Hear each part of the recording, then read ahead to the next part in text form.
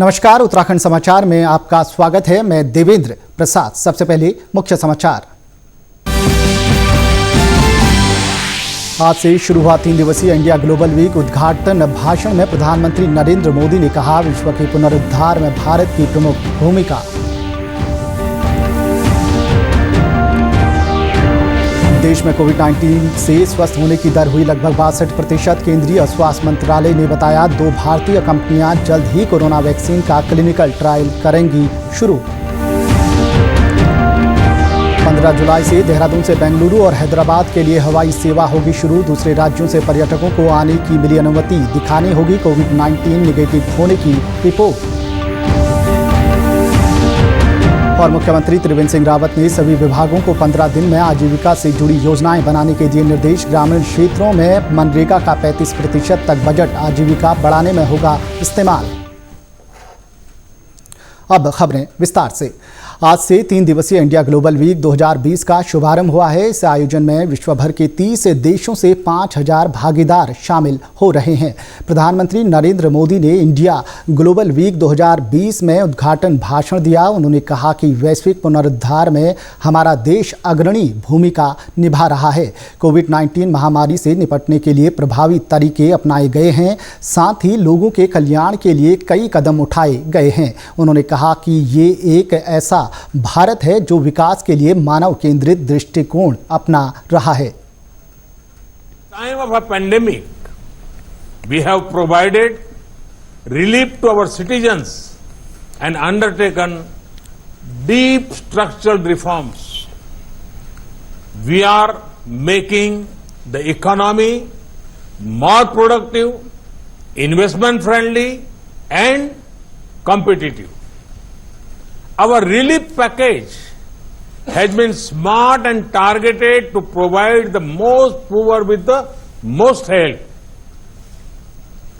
Thanks to technology. India global week 2020 के तहत होने वाले वर्चुअल कॉन्फ्रेंस के 75 सत्रों को 250 वैश्विक वक्ता संबोधित करेंगे। इसमें वैश्विक विचारक और उद्योग जगत के दिग्गज कोविड-19 के बाद के भारत में अवसरों और वैश्विक आर्थिक पुनरुद्धार से जुड़े पहलुओं पर चर्चा करेंगे। केंद्र सरकार ने आज कहा है कि देश में कोविड-19 संक्रमितों के स्वस्थ होने की दर 62.08% हो गई है। अब तक 4,76,378 रोगी उपचार के बाद ठीक हो चुके हैं। पिछले 24 घंटे के दौरान इस वायरस से 19,547 रोगी स्वस्थ हुए हैं। स्वास्थ्य एवं परिवार कल्याण मंत्रालय ने बताया है कि पिछले 24 घंटों में देश में कोविड-19 के 24,819 नए मामले आने से 79 नए मामले आने से संक्रमित लोगों की कुल संख्या 7,67,296 हो गई है और एक दिन में 487 मौतें हुई हैं। मरने वालों की संख्या बढ़कर 21,129 हो गई है।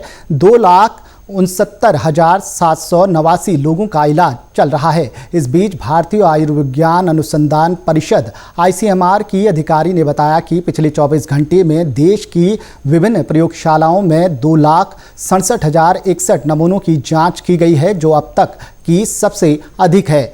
अब तक कुल 1,07,40,832 नमूनों की जांच की गई है। स्वास्थ्य मंत्रालय के OSD राजेश भूषण ने कोरोना के इलाज में प्लाज्मा थेरेपी के इस्तेमाल के बारे में जानकारी दी। तो रेंडमाइज्ड जो ट्रायल हो रहा है प्लाज्मा थेरेपी का, वो ICMR के तत्वावधान में हो रहा है, under the aegis of ICMR। It has various participating hospitals और उसमें लगभग 452 मरीजों पर रेंडमाइज्ड ट्रायल हो रहे हैं। अभी भी, हालांकि वो ट्रायल प्रारंभ हो चुके हैं, लेकिन अभी भी जो इच्छुक अस्पताल हैं उन ट्रायल में पार्टिसिपेट करने के लिए ICMR के समक्ष अपनी इच्छा व्यक्त कर सकते हैं। प्रेस वार्ता में बताया गया है कि 2 भारतीय कंपनियों ने कोरोना वैक्सीन का जानवरों पर सफल ट्रायल कर लिया है। जल्द ही इनका क्लिनिकल ट्रायल होगा। The Drugs Controller General of India has permitted these 2 vaccines to go in for phase 1 and phase 2 clinical trials. phase 1 और phase 2 clinical trials की जो साइट्स हैं, यानी जिन जगहों पर वो ट्रायल होगा, वो फाइनलाइज की जा चुकी हैं। परिवार कल्याण मंत्रालय ने बताया है कि आईसीएमआर लगातार जांच केंद्रों में वृद्धि कर रहा है। अब तक 1132 प्रयोगशालाओं को कोविड-19 जांच की अनुमति दी गई है। इनमें 805 सरकारी और 327 निजी प्रयोगशालाएं हैं। मुख्यमंत्री त्रिवेंद्र सिंह रावत ने कहा कि आत्मनिर्भर भारत अभियान का असर 1.5 महीने में दिखाई देने लगा है। इस अभियान के तहत अर्थव्यवस्था को रफ्तार देने के लिए 20 लाख करोड़ रुपए के पैकेज की घोषणा की गई थी। उन्होंने कहा कि एमएसएमई के तहत दी गई रियायतों से उद्यमियों को फायदा हुआ है। वहीं किसानों की बेहतरी के लिए कई सुधार किए गए हैं। इससे खेती किसानी को बल मिल रहा है। और खाद्यान्न की कमी से अगर हम निजात पाना चाहते हैं तो उसके लिए बहुत जरूरी है कि हमारा किसान उसको बल दिया जाए। और ये जो 1 लाख करोड़ का जो एग्री इंफ्रा फंड डेवलप किया गया है, मैं समझता हूँ कि ये हमारा किसान इसका लाभ लेगा। मुख्यमंत्री ने कहा कि एमएसएमई से जुड़े लघु और सूक्ष्म उद्योगों को बढ़ावा देने के लिए उठाए गए कदम से भविष्य में रोजगार के अवसर पैदा होंगे। जो किसान हैं, श्रमिक हैं और जो लघु उद्योग है, एमएसएमई हैं, उनको बहुत बड़ा बल इससे मिलेगा। विशेषकर एमएसएमई के लिए जो उसके मानक थे उनको 4 गुना और 10 गुना तक उसको बढ़ाने का काम किया गया है। उसके कारण आने वाले समय में लोगों को बड़ी संख्या में रोजगार मिलेगा। क्योंकि मुख्यमंत्री ने कहा कि कोविड-19 की परिस्थितियों में सबसे अधिक सुधार स्वास्थ्य क्षेत्र में किया गया है। कोरोना संक्रमण की शुरुआत में देश में पीपीई किट का निर्माण नहीं होता था। अब पीपीई किट का इतनी अधिक मात्रा में उत्पादन किया जा रहा है कि इनका निर्यात भी किया जाने लगा है। वेंटिलेटर N95 मास्क भी बड़े स्तर पर बनाए जा रहे हैं। इनके निर्माण में कई स्टार्टअप आगे आए हैं। मानव संसाधन विकास मंत्री रमेश पोखरियाल निशंक ने अपील की है कि शिक्षा को राजनीति से परे रखना चाहिए। उन्होंने ट्वीट संदेश के जरिए कहा कि सीबीएसई पाठ्यक्रम से कुछ विषयों को हटाने के बारे में भ्रम फैलाया जा रहा है। उन्होंने कहा कि कुछ खास विषयों को चुनकर सनसनी फैलाई जा रही है जिसमें कोई सच्चाई नहीं है। सीबीएसई ने 11वीं की राजनीति विज्ञान की किताबों से संघवाद, राष्ट्रवाद और धर्मनिरपेक्षता और 12वीं की राजनीति विज्ञान से भारत के पड़ोसियों से संबंध जैसे अन्य अध्यायों को हटाया है। मानव संसाधन विकास मंत्री ने कहा कि जीव विज्ञान में खनिज पोषण के कुछ अंश, पाचन और अवशोषण को हटाया गया है। ये कोई तर्क नहीं हो सकता है कि इन टॉपिक्स को किसी द्वेष के तहत हटाया गया है। इसी तरह गणित में हटाए गए कुछ टॉपिक्स जैसे properties of determinants, consistency, inconsistency जैसे चैप्टर भी हटाए गए हैं। उन्होंने कहा कि सिलेबस से जिन विषयों को हटाया गया है वो बदलाव केवल इसी साल के लिए हैं जो कोविड महामारी की वजह से किया गया है। उन्होंने कहा कि छात्रों में तनाव दूर करने के मकसद से सिलेबस में 30% कटौती का फैसला लिया गया है। ऐसा विशेषज्ञों की सलाह और सुझावों के आधार पर किया गया है। कोरोना काल में उत्तराखंड आने वाले पर्यटकों और पर्यटन से जुड़े लोगों के लिए राहत की खबर है। अब अन्य प्रदेशों से पर्यटकों को आने की अनुमति दे दी गई है, लेकिन उन्हें कोविड-19 नेगेटिव होने की रिपोर्ट दिखानी पड़ेगी। इसके बाद बिना क्वारंटीन हुए वे राज्य में आवाजाही कर सकेंगे। हालांकि चारधाम यात्रा फिलहाल उत्तराखंड के निवासियों के लिए ही उपलब्ध होगी। पर्यटन मंत्री सतपाल महाराज ने कहा कि पर्यटन शुरू होने से इस क्षेत्र से जुड़े लोगों को फिर से रोजगार मिलेगा। वहीं पर्यटन सचिव दिलीप जावलकर ने बताया कि दूसरे राज्यों से आने वाले सभी पर्यटकों को कोविड नेगेटिव रिपोर्ट की तस्वीर स्मार्ट सिटी देहरादून के पोर्टल पर रजिस्ट्रेशन के समय अपलोड करनी होगी। राज्य में घूमते समय उन्हें ये रिपोर्ट अनिवार्य रूप से अपने साथ रखनी होगी।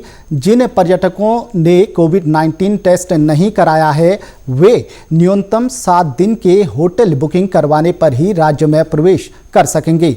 पहले 7 दिन होटल में क्वारंटीन रहने के बाद वे यहाँ घूम सकेंगे।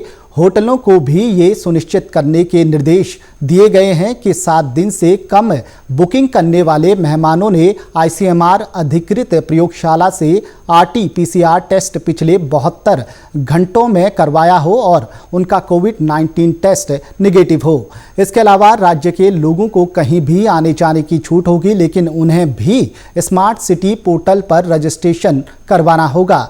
ये भी बताया गया कि शादी समारोह में शामिल होने के लिए अन्य राज्यों से आए लोगों को क्वारंटीन नहीं होना होगा, लेकिन वे विवाह स्थान के अतिरिक्त दूसरी जगहों पर नहीं जा सकेंगे। 15 जुलाई से देहरादून से बंगलुरु और हैदराबाद के लिए एयर इंडिया की हवाई सेवा शुरू होने जा रही है। ये जानकारी देते हुए मुख्यमंत्री के नागरिक उड्डयन सलाहकार कैप्टन दीप श्रीवास्तव ने बताया कि हैदराबाद से देहरादून, देहरादून से बंगलुरु और बंगलुरु से हैदराबाद के लिए अनुमति दी गई है। ये सेवाएं सप्ताह में 2 दिन बुधवार और रविवार को संचालित होंगी। हैदराबाद से प्रस्थान का समय सुबह 7 बजे और देहरादून पहुंचने का समय सुबह 9:15 बजे है। इसी तरह देहरादून से सुबह 10:15 बजे फ्लाइट बेंगलुरु के लिए उड़ान भरेगी और दोपहर 12:45 बजे पहुंचेगी। यहां से दोपहर 2 बजे फ्लाइट उड़ान भरकर 3 बजे हैदराबाद पहुंचेगी। मुख्यमंत्री त्रिवेंद्र सिंह रावत ने आज राज्य में आजीविका की नई संभावनाओं को लेकर अधिकारियों के साथ बैठक की। उन्होंने सभी विभागों को 15 दिन में आजीविका से जुड़ी योजना बनाकर मुख्य सचिव को भेजने के निर्देश दिए। मुख्यमंत्री ने कहा कि लोगों की आजीविका बढ़ाने के लिए शॉर्ट, मिड और लॉन्ग टर्म प्लान बनाने होंगे। कोविड-19 की वजह से जिन लोगों की आजीविका प्रभावित हुई है, सबसे पहले उनके लिए विशेष प्रयास करने होंगे। मुख्यमंत्री ने कहा कि हमें स्थानीय उत्पादों को बढ़ावा देने के साथ ही उनकी पैकेजिंग, प्रोसेसिंग और मार्केटिंग पर कार्य करना होगा। वहीं मुख्य सचिव उत्पल कुमार सिंह ने कहा कि कोविड की वजह से राज्य में वापस लौटे ऐसे लोग जो यहीं रहकर काम करना चाहते हैं, उनका सर्वे करना जरूरी है। उन्होंने कहा कि अगले 3 महीने में लोगों को आजीविका से जोड़ने और उनके प्रशिक्षण की व्यवस्था करनी होगी। मुख्य सचिव ने कहा कि कृषि और ग्रामीण रोजगार से जुड़े सभी विभाग अपनी योजनाओं से लाभार्थियों के लिए अवस्थापना सुविधाओं की विकास में मनरेगा से अधिक धनराशि का इस्तेमाल करें। बैठक में ये भी निर्णय लिया गया कि वर्ष 2020-21 में मनरेगा में निर्धारित लक्ष्य 710 करोड़ रुपए में से 35% तक आजीविका साधन पैकेज में उपयोग किया जाए, जबकि पहले ये बजट 23% प्रस्तावित था। इससे लगभग 218 करोड़ रुपए ग्रामीण बेरोजगार युवाओं के आजीविका के साधनों के लिए इस्तेमाल किया जाएगा। खेती में जंगली जानवरों से होने वाले नुकसान को बचाने के लिए पौड़ी की महिलाएं खुले खेतों की जगह पॉली हाउस में सब्जियां उगा रही हैं और स्वयं सहायता समूह बनाकर खेती कर रही हैं। पौड़ी के एकेश्वर विकासखंड के कोटा गांव की महिलाओं का ये तरीका कारगर साबित हो रहा है। समूह से जुड़ी किरण लता कहती हैं कि उनके पॉली हाउस में टमाटर, शिमला मिर्च, भिंडी और मक्का सहित कई सब्जियां तैयार हैं। बहुत से जानवर, जंगली जानवर छीना बहुत नुकसान कर जाती हमार, और ये वास्ते से हम सोच के हम कुछ नया कला और हम एक पॉली हाउस मतलब अपन मेहनत को समूह में हम सब मिल के 8-10 लेडीज तो हम हर एक हम कना मतलब। गांव की उप प्रधान देवेश्री देवी कहती हैं कि पॉली हाउस खेती से उनकी आमदनी बढ़ी है और जरूरत पड़ने पर महिलाएं एक दूसरे की आर्थिक मदद भी करती हैं। जो हमारे पैसा से या इंच के जंचे इंच के थे भी तो वहाँ मदद का तौर पर दिँदछौँ वहाँ बटाकि मतलब कहते 50 चाहिए, 5,000 चाहिए, कहते 10,000 चाहिए ना, यहाँ बटे मतलब हम तो काम कहीं में बहुत जाने जरूरत नहीं पड़ती, यहाँ बटे हम तो बहुत वो मिलने मतलब। एकेश्वर ब्लॉक की खंड विकास अधिकारी सुमन लता बताती हैं कि ये स्वयं सहायता समूह राष्ट्रीय ग्रामीण आजीविका मिशन के तहत बनाए गए हैं। इन समूहों को मनरेगा के तहत काम दिलाया जाता है। पॉली हाउस बनाने में भी आर्थिक मदद की गई है, जिससे आज वे अच्छा उत्पादन कर रही हैं। यहाँ पे जो हमने पॉली हाउस लगाए हैं वहाँ पे इनको घेर बाड़ की सुविधाएं भी दी जा रही है। इसके अलावा भूमि विकास में पॉली हाउस बनाने से पहले खेत को अपना भूमि विकास के थ्रू समतल कर सकते हैं। पहाड़ में महिलाएं शुरू से खेती करती हैं, अभी बिजनेस की ओर बढ़ रहे हैं कि कैसे हम अपनी इनकम कर सकते। एसडीआरएफ ने देहरादून के अस्पतालों को 500 N95 मास्क और 100 PPE किट बांटे। डेंगू सीजन को देखते हुए अस्पतालों में अतिरिक्त बिस्तरों के लिए गद्दे और कंबल जैसी जरूरी चीजें भी वितरित की गई। एसडीआरएफ की सेनानायक तृप्ति भट्ट ने दून अस्पताल, CMI अस्पताल, कोरोनेशन अस्पताल और महंत इंद्रेश अस्पताल के डॉक्टरों, मेडिकल स्टाफ को कोरोना वॉरियर्स के सम्मान से नवाजा। एसडीआरएफ गैर सरकारी संस्थाओं की मदद से महिला मजदूरों को सैनिटरी नैपकिन भी बांटेगा। उत्तराखंड के समाचारों में बस इतना ही। चलते चलते मुख्य समाचार एक बार फिर। आज से शुरू हुआ 3 दिवसीय इंडिया ग्लोबल वीक। उद्घाटन भाषण में प्रधानमंत्री नरेंद्र मोदी ने कहा, विश्व के पुनरुद्धार में भारत की प्रमुख भूमिका।